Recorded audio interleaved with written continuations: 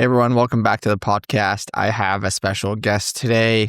They're always special, but really excited to dive into Rob Besner. So he's the Chief Science Officer and co-founder of Therasage and is recognized as a leader in integrative health and in infrared technology. He's developed some of the most cutting-edge technology in the wellness world for literally over 20 years.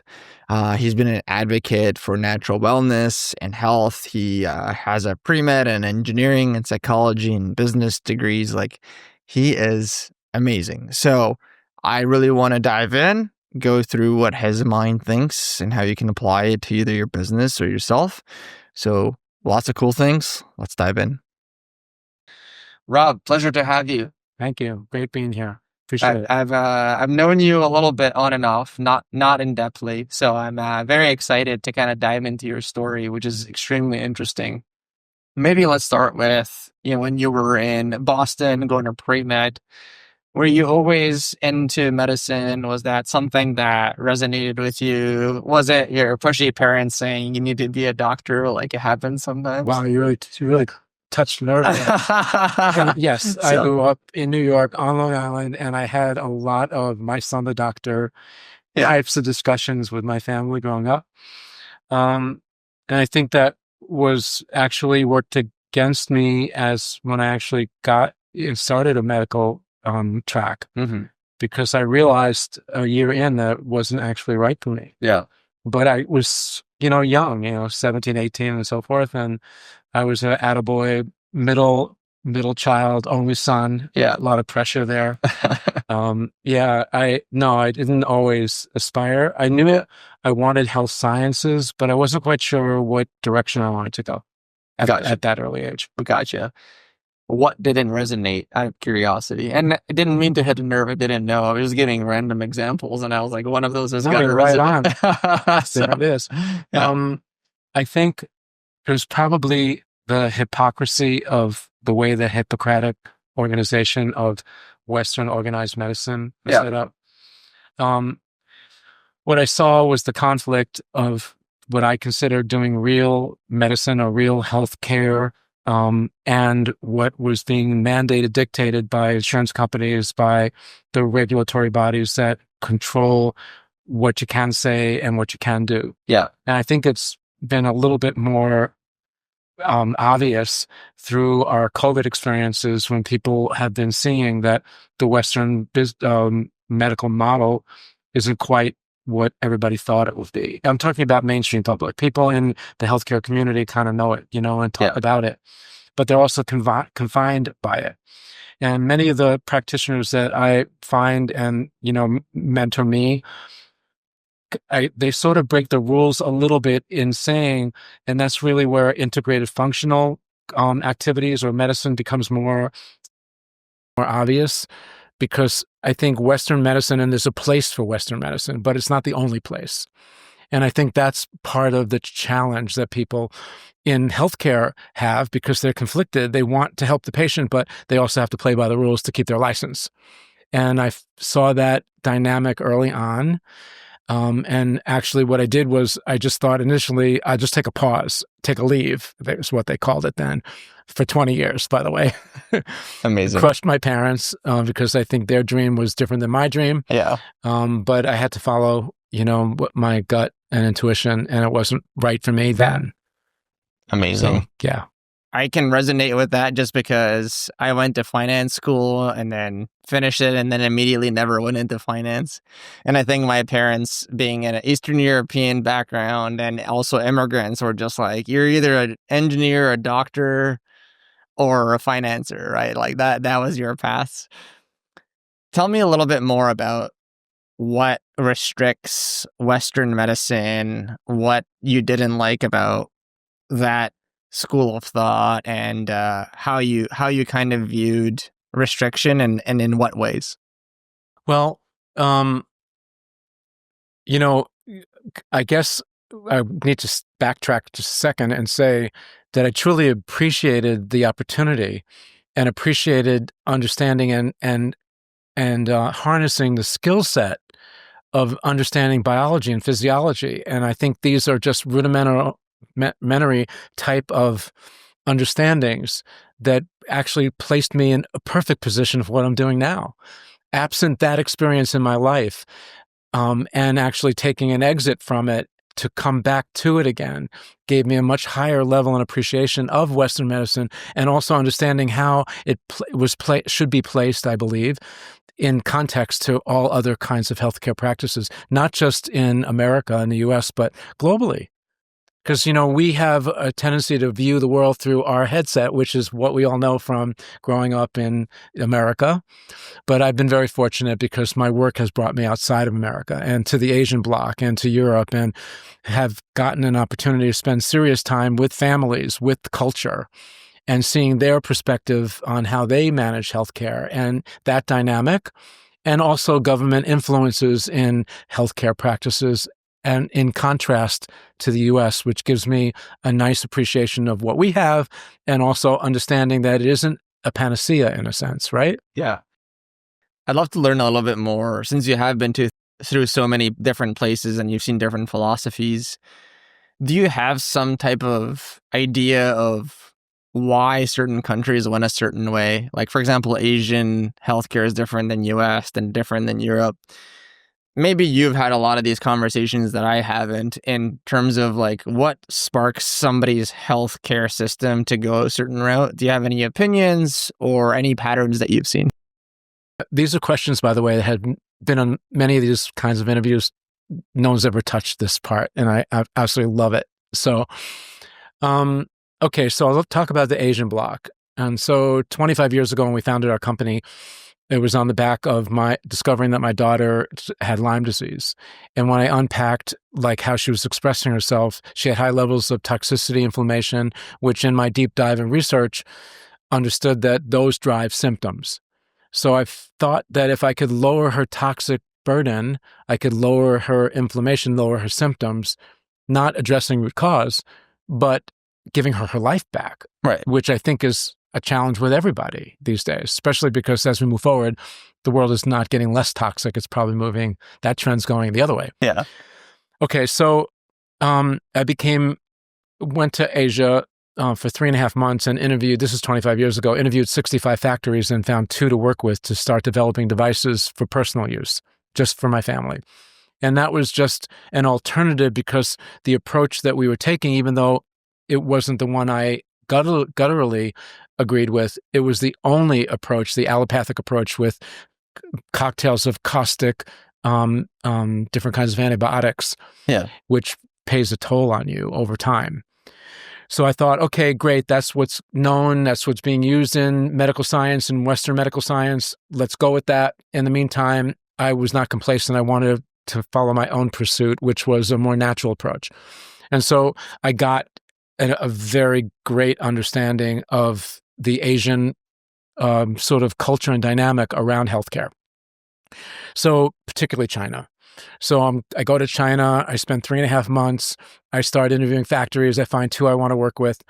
And initially my technology, or this kind of technology, was domiciled in northern China, which was around the Beijing area. But later on, after about maybe 8 or 9 years, it moved further south, east towards Shenzhen, which is pretty close to Hong Kong. And so anyway, China's a big country with a lot more people than the US. And I think in why the system, communism, or their way works there is because they have to manage a lot of people and unify them in ways to do things that will advance their own cultures in a way. So one thing that really impressed me was the relationship between the ancestors, the next generation, and the children, which I felt the US had 20, 30, 40, maybe, when I was younger, years ago. But as we're moving forward, and it expresses itself, I don't know why this demarcation with the COVID experience in the US became so monumental to me, but when we went into isolation, when our communities, our families were torn apart, were fragmented, it actually highlighted, in contrast, how important the family dynamic is in general health and well-being, of the individual, but certainly of the family, and then the community, and then the culture. So it's almost like I believe that we heal on a cell level, and we degradate or we get sick on a cell level. And so that cell could be the individual person, but if I'm doing a healthy habit and I'm influencing my sister and brother and or my parents or whatever it's downloading, right? Upstream, downstream, then ultimately it affects everybody.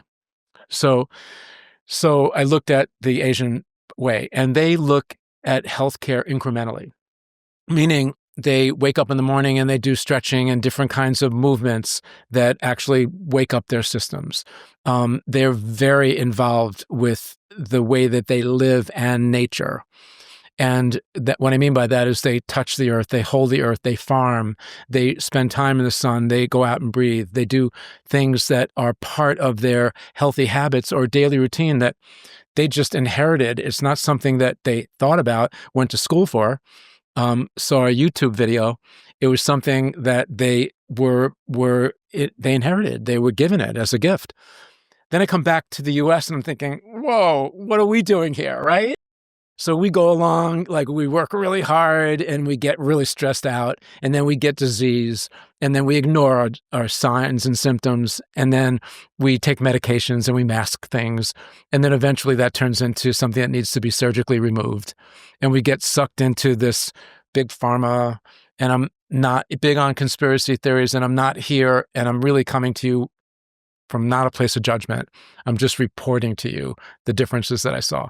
And then Europe was kind of similar in a way, because they kind of look at healthcare from a more wholesome point of view. And I love that, because they're like the Ukraine and the Baltic area. They do cold plunging and contrast therapy. And this was just like a sauna was in every household. It wasn't like just a product or a device. It was part of their culture. So where did that come from?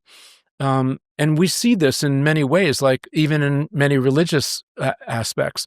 We pray to water, and we bless things, and all of that vibrational and subtle energies are actually infused in the things that we do, which also improve, our healthcare overall. Even though many of us don't look at it that way, it's more religious related, but there's an origin from all of this, and some of it stems in a healthcare way. Yeah. No, beautifully long-winded answer, but no, I like it. It's good to unpack these things.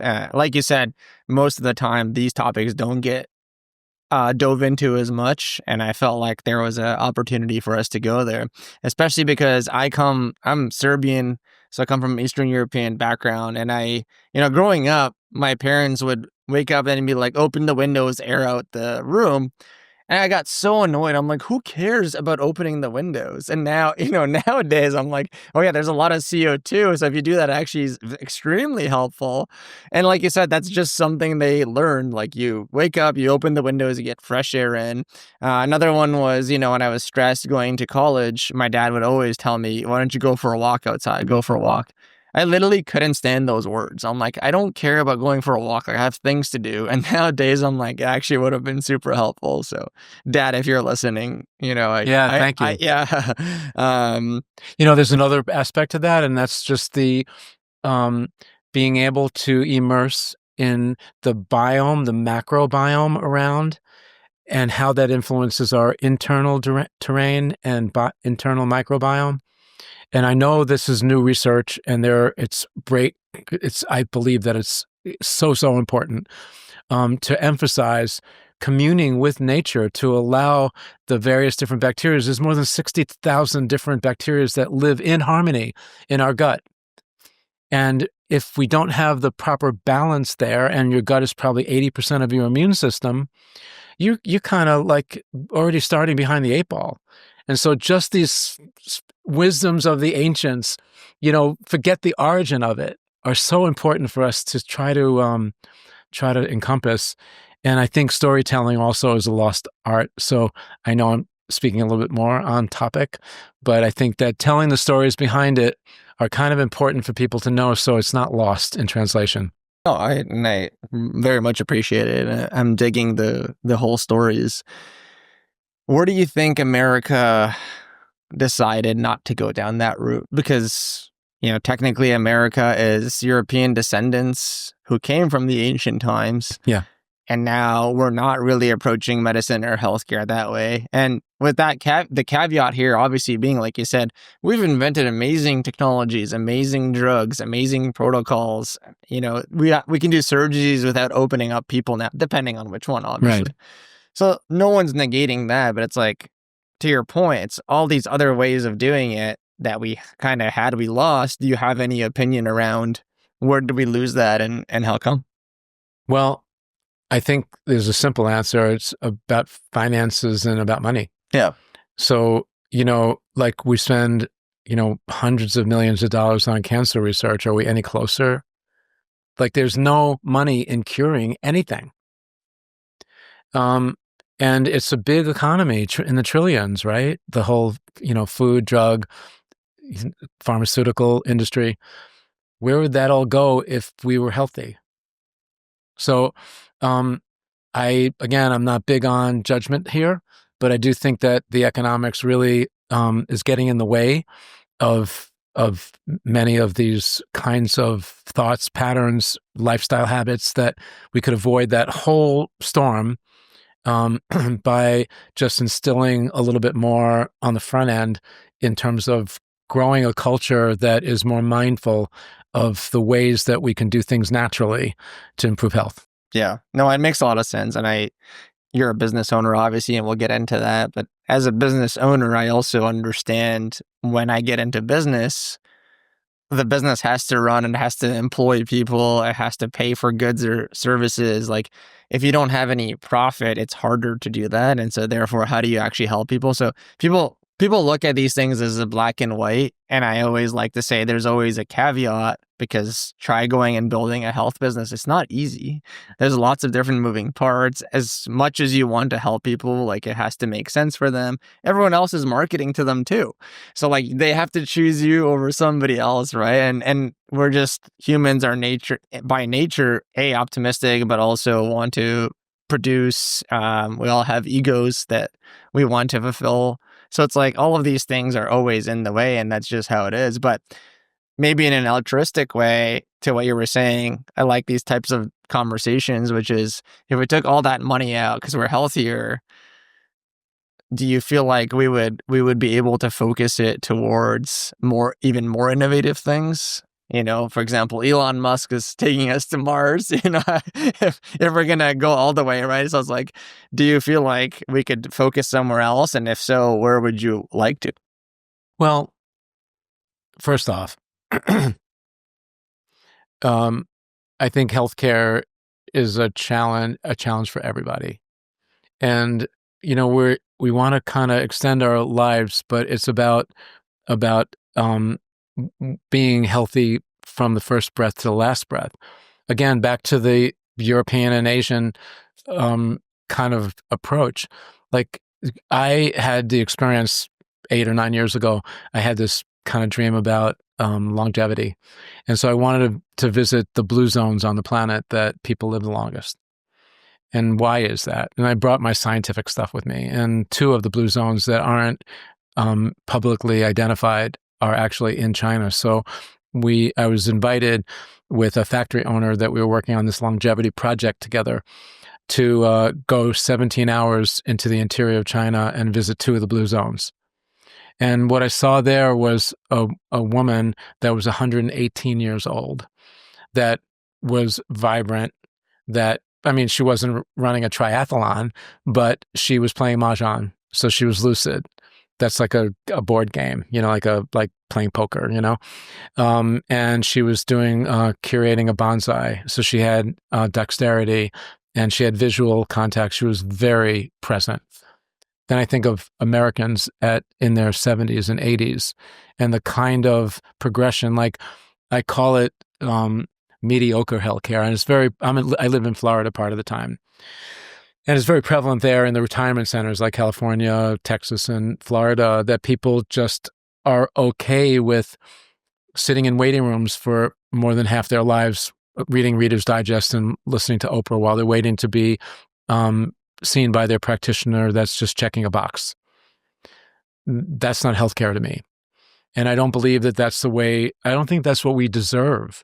like we were brought to Earth Camp, is what I call this experience, to find purpose and to be able to dedicate your life to, improving your family, your next generation, and your community. And we're all being robbed of that because our environment's toxic, and the most obvious presented solutions only, I believe, dig us deeper into that rabbit hole of bad health. So, as a company, we make devices that harness, nature, and they're designed to fit your lifestyle because they bring nature into your home because we can't get it outside anymore. To your point, your dad, you said, go out for a walk. And you probably did something age appropriate and said, not for me now because I have bigger fish to fry, right? Yeah. But basically what he was giving you was the gift of someone that was given to him to slow your process down so that maybe you could take a little bit different look at the choices you were making while you were allowing your body to actually get renewed by the beautiful things in nature, right? So I don't know. I don't question those things as much. I actually have done a lot of studies on ancient cultures in terms of their healthcare practices, and we've incorporated as many as we can into the devices we make. And I believe that you don't have to charge too much for it. It's kind of disarming. We offer a lot of value with our company, so we charge less and we give more, which is not very American. But I believe that maybe we're disrupting the market in that way. Yes, some of our ambassadors are not happy because they're not making as much commission when they sell our items. But my goal isn't for the practitioner or the influencer to make more money. It's really to get our devices into the hands of the public so that they could take a little bit more responsibility for their healthcare and make real change. And I'm talking about maybe influencing your parents. So you see a little bit of that and say, okay, I like that. I like what it's doing for me. So now you make a change in your life and then you influence your children. So it's not about just the individual. It's about creating a multi-generational effect by just offering things, that people need. Yeah, I love that. And I want to unpack those products in more detail. And it's obvious you're a long-term thinker. So I appreciate that because it's rarer these days. I'm not saying it's not there, but it's becoming rarer with the attention spans, which kind of leads me to a point I want to unpack a little bit before we get into some of the tech that you're building, which it's amazing, and we will go over that. The people that go to the office, the doctor's office, they watch Oprah, go get a prescription, and then leave. Is that a function of, in the modern day, it is so difficult for them to even see the vision that you have, because I think the stat is like 10,000 ads a day. Most people are trying to influence them to do something else with the promise of this is faster, easier, tastier, cheaper, like those are usually the types of messages they're seeing. And then those things are like fast food is, now proven to be addictive. It's cheap, it's fast, you don't have to think about it. As humans, we love that, and I'll be the first to admit those things resonate with me. If I didn't have to cook, I would love that. Like if I had instant food and it tasted as good as, some like a milkshake, and it was healthy, that would be amazing, right? It's obviously not the case, right? And with social media now and attention spans, we were just talking about going down and everyone just fighting for your attention. I would say maybe it's not so much on the practitioners that are trying to help. It's also the patients don't really care or want to, and it's because they're in this automated way of not even thinking for themselves.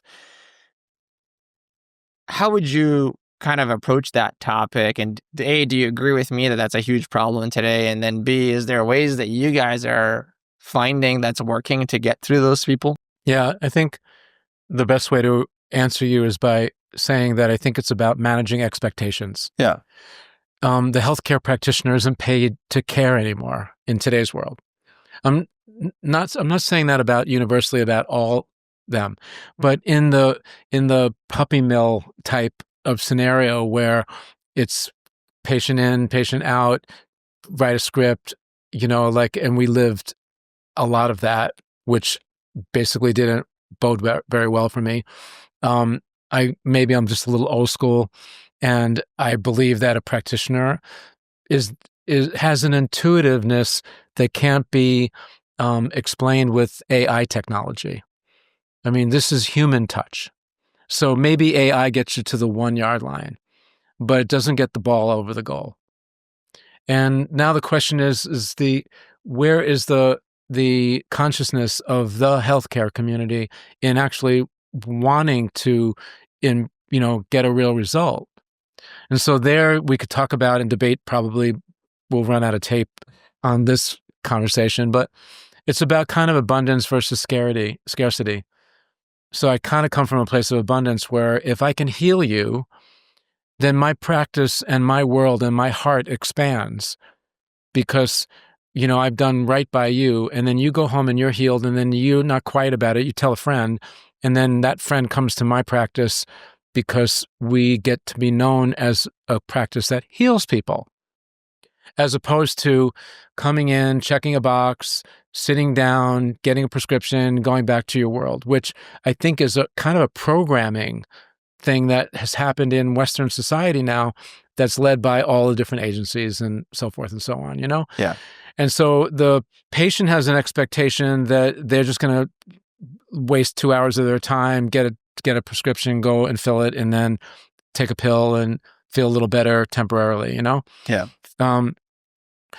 A part of the population. What I'm really loving these days is having conversations like this with you, being at conferences like this, and having opportunities to talk to thought leaders that are looking to really make real change in their practices and the way they look at things. And I think that is education. That's a movement. I think it's been augmented a little bit by the COVID experience because people were isolated and they had the opportunity to kind of take a hard look at what they're doing, if they want to continue doing it, maybe the Western model, who invented liquid soap and why, like they just had answered these big questions. And I think that they are now, there's a lot more awareness as to alternatives. And, my company for 25 years, we make home solutions. We make things that work and you work them into your lifestyle at home. So I'm not that smart, Boris. Like I didn't plan that then. It just seemed organic and natural to me to take that road for our own selves. Love it. On that point, one last thing I want to touch base on, which I think is super important and comes up in a lot of conversations, is even if you as the practitioner show up with heart, see the patient where they are, have that soft touch, they really trust you, how do you control for when they're not?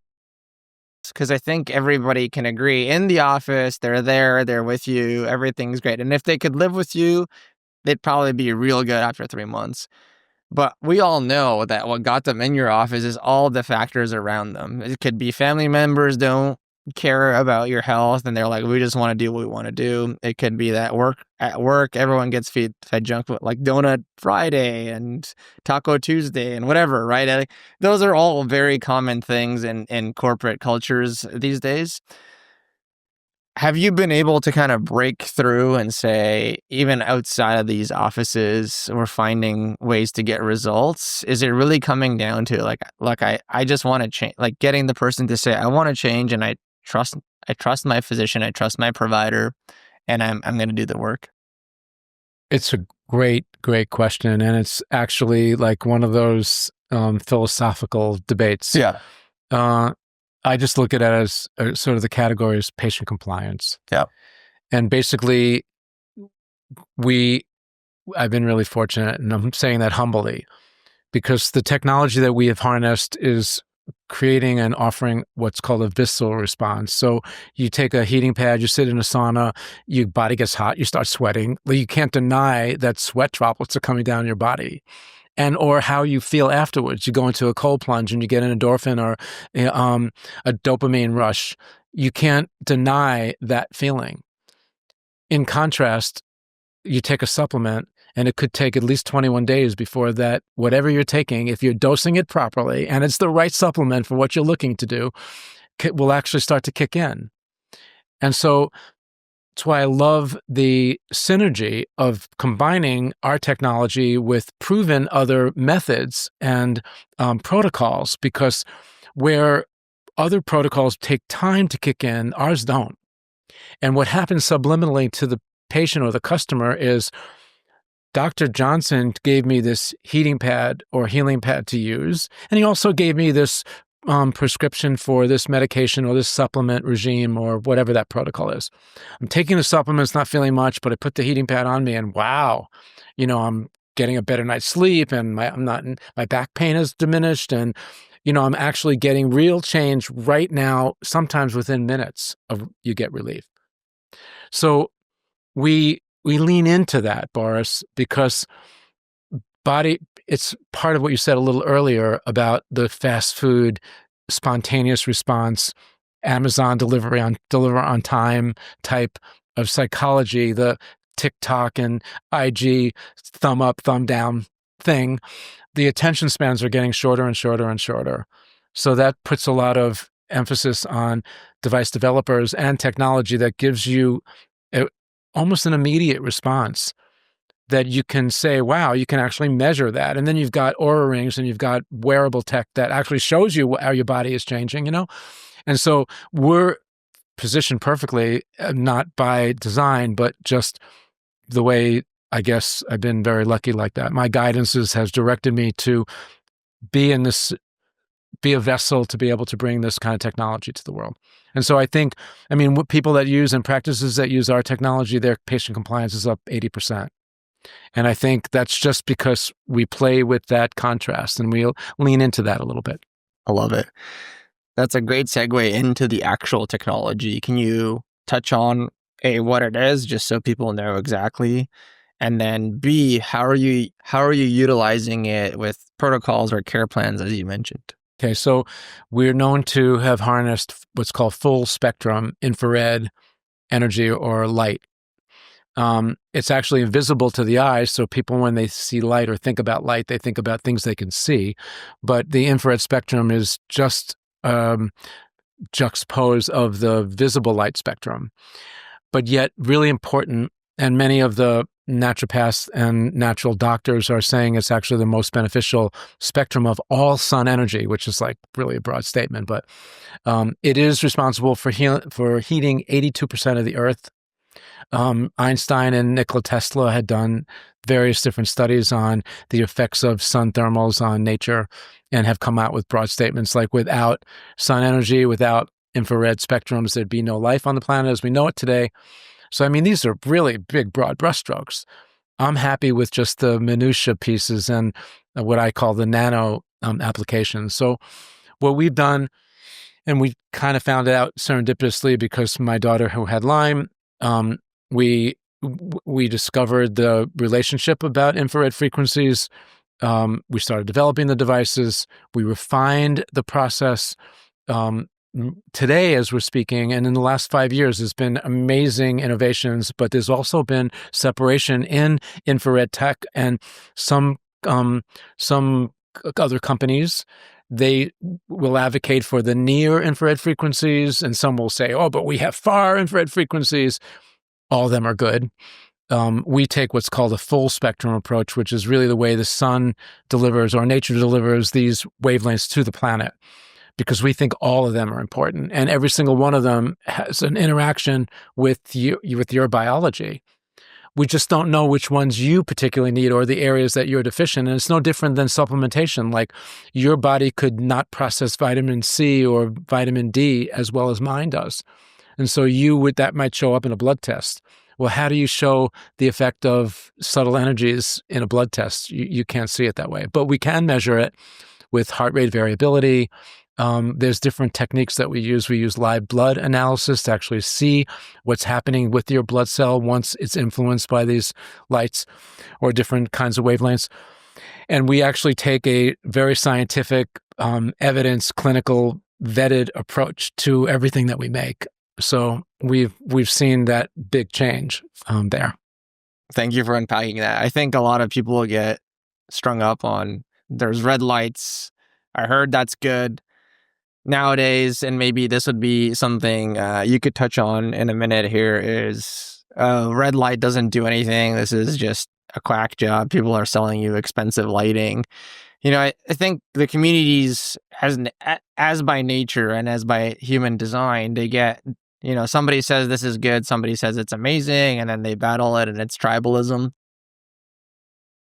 Could you unpack for us a little bit, why are some people so against red lights and others love it?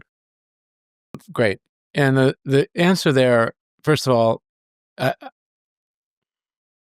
you can't get too much of these subtle frequencies, infrared and red. Red light frequency sits just in front of the near infrared frequency wavelengths. And so many of the attributes that red light is known to offer is really coming from the infrared spectrum that you can't see, not from the red light spectrum. But that being said, you can overdo it, but you can't get too much of it. That sounds kind of weird. Overdoing what I mean by that is that, let's just take the chronic patient. The average, you're a healthy guy, so it's going to affect you differently than someone that's got Lyme disease or cancer or autoimmune challenges and so forth. So I like looking at those communities that have chronic challenges, because it's hard for me to move the bar on someone healthy. Right. But to move the bar on someone that has a chronic challenge, it's much easier for me. And philanthropically, it gives me a lot of joy to know that I'm giving them the quality of life back, because I believe that's where my mentality is, All right. Well, that being said, there are differences in these different wavelengths. We harness full spectrum because that's sort of the playbook that nature gave us, and next to the Bible, it's the oldest playbook on the planet. And so why would I recreate that wheel when it's being handed to us? Now the question is, what frequencies do I harness? And we've done some pretty deep dives, like 5-year studies on each of the different wavelengths and what they do. And then we've curated these different wavelengths, and then we employ them into our technology. So it's very targeted. And I can identify through my research and through different kinds of testing devices exactly what these frequencies are going to do to your body. Okay. Now, the next question is what do you need? How are you expressing yourself? And so, like I said a little earlier, everybody can benefit from this technology. The question is your body will take what it needs, and what it doesn't need, it just sort of cascades away. Yeah. And the only caveat to that is the toxic world that we're living in. And because one of the benefits of infrared technology is it mobilizes every toxin in your body. If you're toxic and you don't know it because you're young and vibrant, but yet you still got stuff going on, you're eating, drinking, and breathing. And so with all those activities, you're taking in environment, which I can say off the bat, you're toxic on some level. We kind of like to take a low and slow approach to kind of stepping into the deep end of the pool, because if you're chronic and you get some results, the tendency is, I'm sick and tired of feeling or being sick and tired. And so you get some result, and the tendency in the psychology is, I did it, it worked, so I can do it again, and then I want to do more, and then you want to keep dialing it up. But with subtle energies, it doesn't work that way. It could take 20 years, Boris, for someone that has been introduced to Lyme before they become symptomatic. You're getting toxic, besides the environment, from those parasites and the co-infections incrementally every day.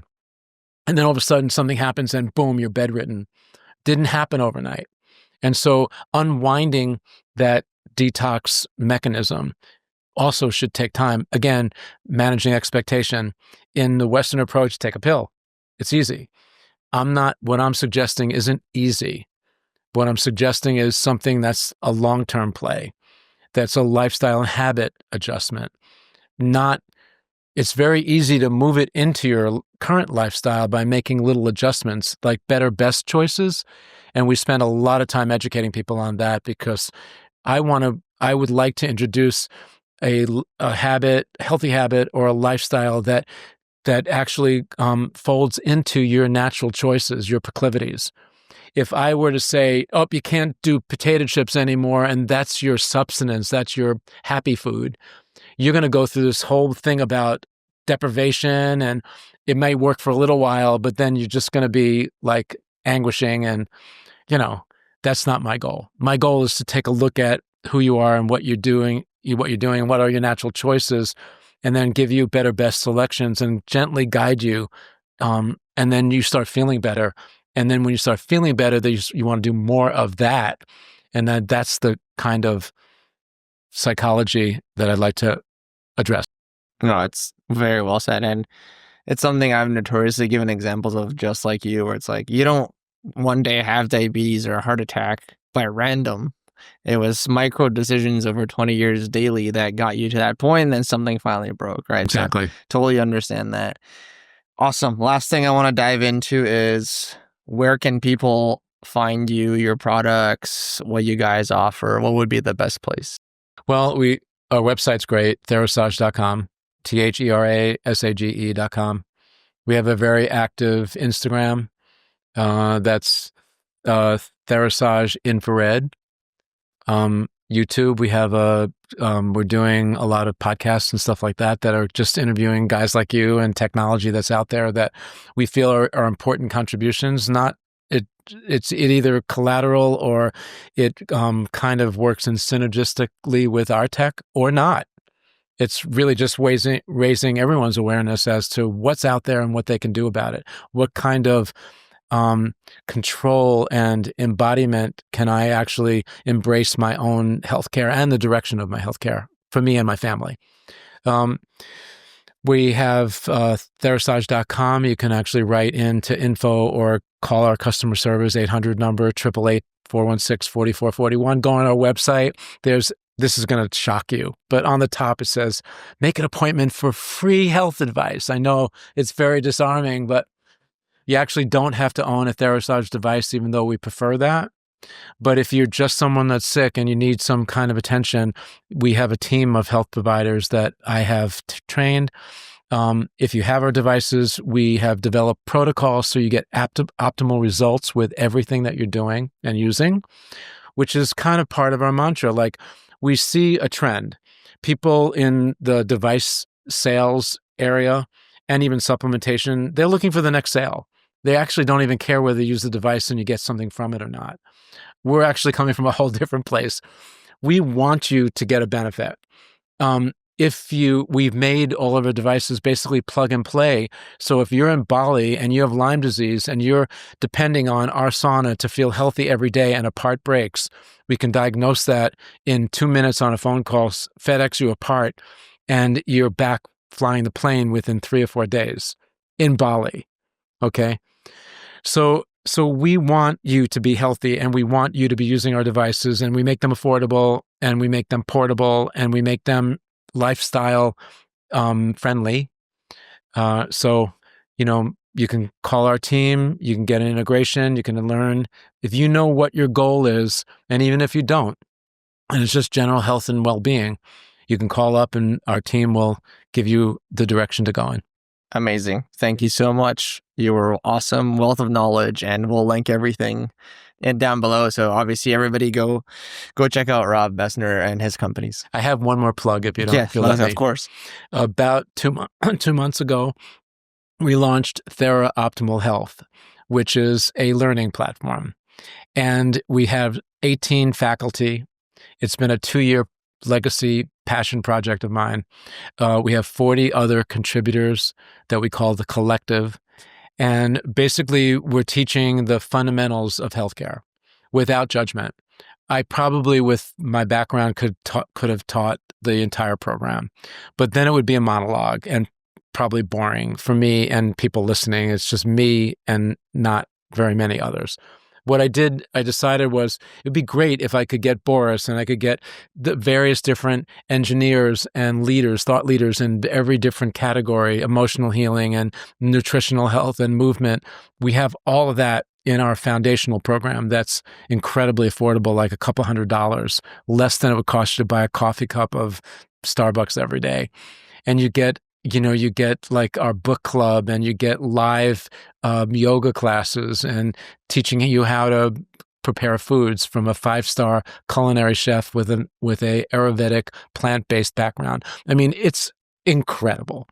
And it really came on the back of the whole challenge with COVID, because I felt like when we came out of the tunnel that people are going to be taught the same things or see the same things that they knew beforehand.